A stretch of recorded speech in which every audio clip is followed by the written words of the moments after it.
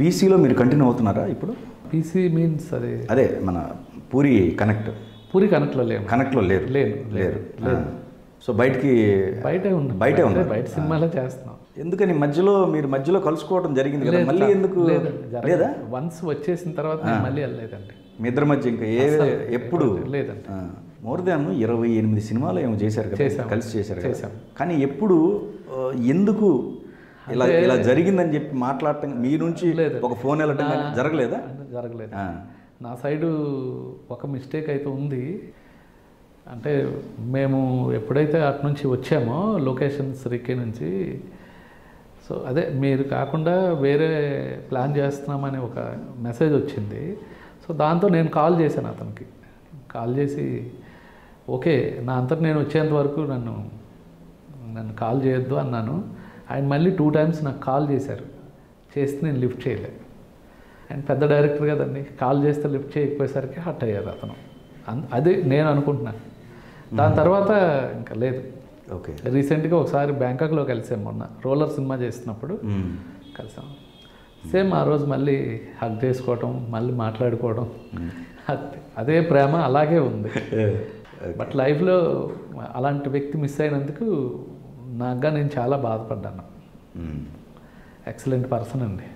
డైరెక్టర్గా మళ్ళీ అలాంటి వాళ్ళతో వర్క్ చేయాలి, డెఫినెట్గా చేసేవాళ్ళు అదృష్టం అంతే. దాని తర్వాత అంటే మీకు ఫస్ట్ బిగినింగ్ ఎప్పుడు మీరు అప్పటికే పవన్ కళ్యాణ్ గారికి దగ్గర అవుతున్నప్పుడు ఏదో మధ్యలో క్లాష్ అయ్యి మిమ్మల్ని దూరం చేయటం ఏదో జరిగినాయి కదా, కొన్ని ఇన్సిడెంట్స్ జరిగిన తర్వాత మీరు రిటర్న్ బ్యాక్ ఇంటికి వెళ్దాం అనుకున్నారు కదా?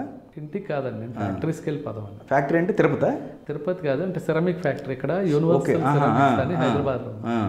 అక్కడికి వెళ్ళిపోదాం అనే టైంలోనే ఈ శివరామకృష్ణ గారు పిలవటం అది జరిగింది అనమాట. కానీ మీరు ఇండివిజువల్గా ఈ జర్నీలో మీకు ఎప్పుడు కూడా సపోర్ట్గా ఆనంద్ సాయి గారు కానీ ఎవరు లేదండి, ఎవ్వరు లేరు. నాకు only one support Puri Jagannadh అంతే. అది టిల్ 2012 వరకు. ఆ తర్వాత ఇక ఎవరు సపోర్ట్ అనే మాట లేదు. ఇంకా మాకు ప్లాట్ఫామ్ ఇచ్చింది ఆయనే, తీసుకున్నది ఆయనే. Okay okay. కానీ మీరు ఒక చిన్న చెప్పండి, అంటే ఒక ప్రొడ్యూసరు డైరెక్టర్కి మధ్య ట్రావెల్ అవుతున్న ఈ ఒక సినిమాకి సంబంధించిన మీ మేనేజ్మెంట్ పాత్ర ఎంతవరకు ఉంటుంది? అంటే it's a very tough question అండి. బట్ ఏంటంటే చాలా బ్యాలెన్స్ చేయాలండి.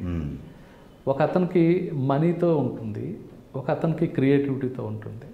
డైరెక్టర్తో మేము ఉండేంత వరకు కూడా మనీ టాపిక్ లేకుండా క్రియేటివిటీతో మాట్లాడాలి. అతను చెప్పిన కథకి ఎంతసేపు మేము సపోర్ట్ అవుతూ ఉండాలి. అట్లాగే ప్రొడ్యూసర్తో మాట్లాడుతున్నప్పుడు మనీ టాపిక్స్ ఎక్కువ ఉంటాయి. ఎందుకంటే సెట్టింగ్స్ అని, తర్వాత రకరకాల ప్రాపర్టీస్ తీసుకోవడం, సెట్ డ్రెస్సింగ్ చేయడం, లొకేషన్స్ రికీ చేయడం. సో ఆ బ్యాలెన్స్ చేయడం అనేది మెంటల్ టాస్క్ అది. ఓకే. అది చాలా కష్టమైన పని. సో అది జరుగుతోందండి, అది ఎవరు ఆపలేరు. అది మేము ఎన్నుకునే జాబ్ అటువంటిది.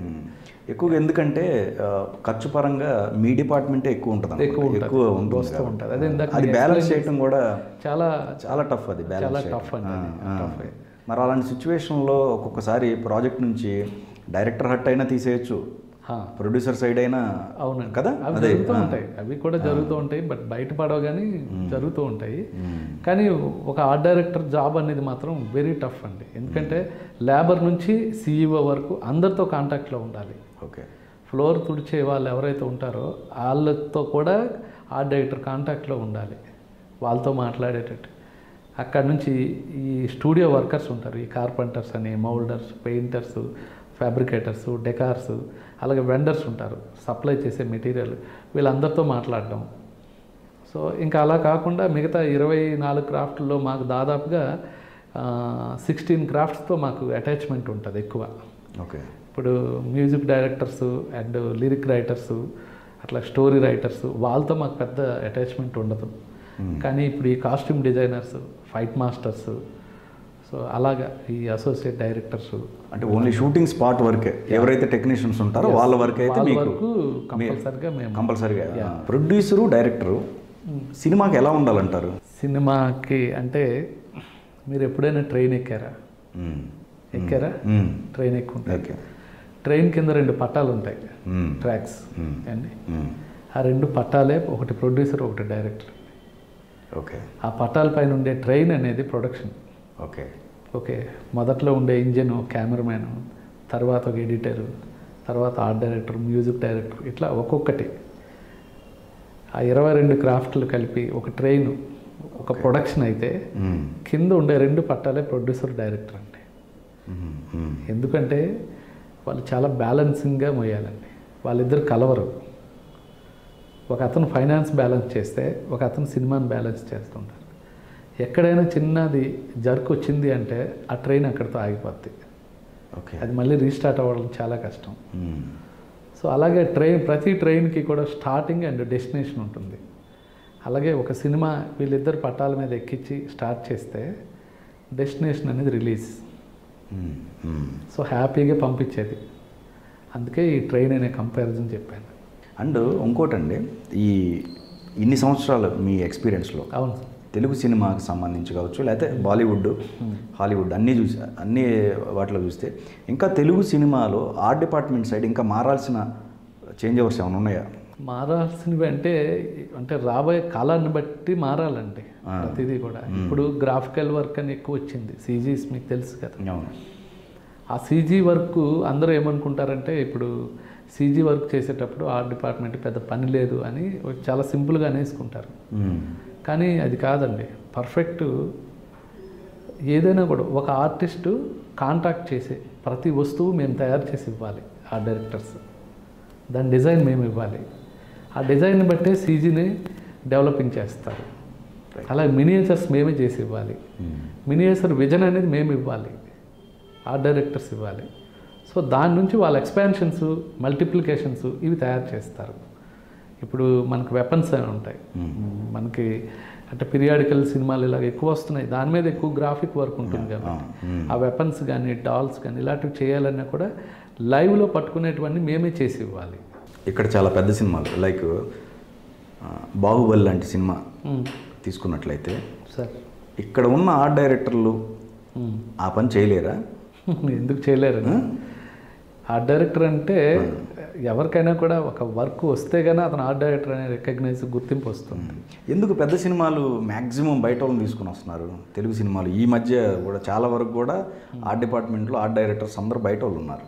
ఒక డైరెక్టరు, పెద్ద డైరెక్టరు ఒక సినిమా ఉందని నేను అక్కడికి వెళ్ళేసరికి అక్కడ కేరళ నుంచి ఒక అబ్బాయి వచ్చున్నాడు, కొత్త కుర్రోడు అంట, ఆర్ట్ డైరెక్టర్గా. నాకు అతని పేరు కూడా తెలియదు. వాళ్ళు సార్ ఇట్లా అతను కన్ఫర్మ్ చేశారండి అన్నారు. సరే నేను మళ్ళీ వచ్చేసాను. ఆ డైరెక్టర్తో నేను పనిచేశాను కూడా అంతకుముందు. సో నేను వచ్చేసాను. వచ్చిన తర్వాత అతను కంటిన్యూ చేశారు ఆ సినిమాని. కేరళ అబ్బాయికి ఇక్కడ తెలంగాణలో కానీ ఆంధ్రాలో కానీ లొకేషన్స్ గురించి ఏం తెలుస్తుంది? First it's my question. అంటే దానికి ఎవరు ఆన్సర్ చెప్తారండి? దానికి ప్రొడక్షన్ మేనేజర్లు చూపిస్తారు. అంటే అలాగని కాదండి. ఇప్పుడు ఆ ఆర్ట్ డైరెక్టర్కి కథ చెప్పారు. ఈ కథ చెప్పేటప్పుడు అతను కేరళ అయితే లేక తమిళనాడు లేకపోతే ఇంకో రాష్ట్రం అయితే తనకు తెలుస్తుంది కాబట్టి చెప్పగలుగుతాడు. ఇక్కడ ఆంధ్రాలో తెలంగాణలో అతనికి ఏం తెలుస్తుంది? First of all first cinema చేస్తున్నాడు, మీరు ఎందుకు అంత స్ట్రెయిన్ అవ్వాలి? కొత్త వాళ్ళని ఎక్కడో వేరే రాష్ట్రం నుంచి తీసుకొచ్చి ఇక్కడికి మీరు ఒక ఆర్ట్ డైరెక్టర్గా పెట్టి తనతో సినిమా చేయాలనుకుంటున్నారు. కొత్తదనం అనేది ఒకవేళ అనుకుంటే ఇక్కడ ఒకరిని పెట్టండి. మీరు అనుకునే కాన్సెప్ట్లకి, మీరు అనుకునే క్రియేటివిటీకి మీరు సరైన అవుట్పుట్ ఇవ్వట్లేదు అంటే అప్పుడు మీరు తీసేయచ్చు. మీరు అలాంటి ప్రయోగాలు చేయొచ్చు. బిగినింగ్లోనే స్టోరీ సిట్టింగ్ అని నాకు రమ్మని చెప్పి మీరు ఇలా కొత్త అతన్ని పిలిపించి తీసుకెళ్తే చేశారు, సినిమా చేశారు. అయితే ఆ కుర్రాడు అదృష్టమో లేకపోతే ఇంకేంటో ఆ సినిమా హిట్ అయింది. హిట్ అయిన తర్వాత ఇంకా ఆ కుర్రాడిని అలా కంటిన్యూ చేస్తున్నారు. అట్లాగే ఇక్కడ చాలామంది అలా తీసుకురావటం, స్టార్ట్ చేయించడం. లక్కీగా ఇక్కడ ఏంటంటే గుర్తింపు sir, first of all cinema hit అవ్వాలండి. సినిమా హిట్ అయితేనే మనం కంటిన్యూ ఉంటాం. లేదు అంటే ఫెయిల్ అయితే చాలు, ఆ నెక్స్ట్ సినిమా కూడా ఇవ్వడానికి చాలా వరకు ఆలోచిస్తున్నారు. ఇది కరెక్ట్ కాదనిపిస్తుంది నాకు. ఇప్పుడు యాక్టర్స్ ఉంటారు చాలామంది, ఫెయిల్ అయిన సినిమాలో యాక్ట్ చేస్తారు, హిట్ అయిన సినిమాలో కూడా యాక్ట్ చేస్తారు కదండి.